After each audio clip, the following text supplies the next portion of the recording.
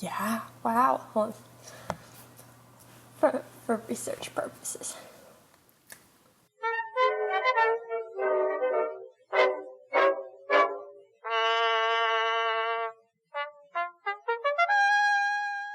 Welcome to Making with Molly, where today I'm attempting to make the Disneyland Churro Toffee. What?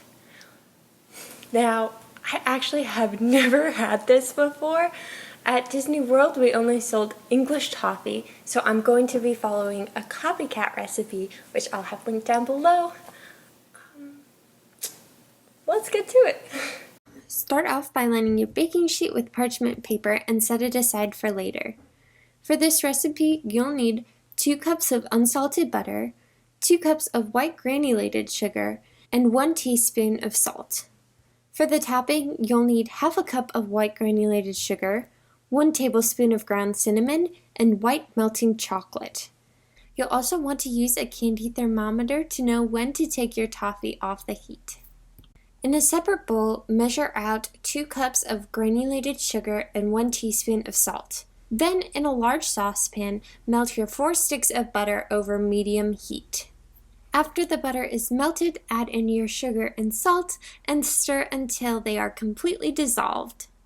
Add in your candy thermometer and stir occasionally until the mixture starts to bubble and brown. As the mixture continues to cook, it will start to bubble and turn brown. Wait until you see a nice peanut butter color, and for the thermometer to read 285 to 300 degrees Fahrenheit. At that point, take it off the heat and spread it onto your baking pan. Make sure you spread it out evenly and to your desired thickness. To make it more like Disneyland's Churro Toffee, the recipe recommends letting it set up for a few minutes and then cutting squares. I'm gonna cut tinier squares than they probably serve in the parks, but you can do whatever you want. Here I cut it into tiny squares. If your toffee melts back together, try letting it set out for a few more minutes, then cutting it again. After your squares are all cut, pop it in the fridge for about 20 minutes. Alright, while the toffee is in the fridge cooling, we can get started on melting our chocolate and mixing our cinnamon sugar topping. For our cinnamon sugar churro topping, we'll need a half cup of white granulated sugar and a tablespoon of ground cinnamon. I wish there was such a thing as smell-o-vision because this smells amazing. Then melt your chocolate however you like it best. I'm using a chocolate warmer, but you can also warm it up in the microwave or with a double boiler. Then coat your toffee square with the white chocolate. Sprinkle it with your cinnamon sugar, then lie them flat to dry. After they've all dried, I like to store my toffee squares in the fridge. And this is the end result for my toffee squares. I'm excited to try it because they look amazing. Alright, here we have it, the completed churro toffee. Now it is time for my favorite part, the official taste test. Alright, let's see. Oh, it is hard to break. Oh, there we go. The thickness turned out pretty well. It's not too thick, not too thin.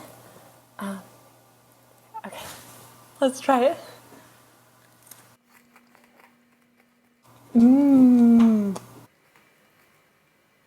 That's really good.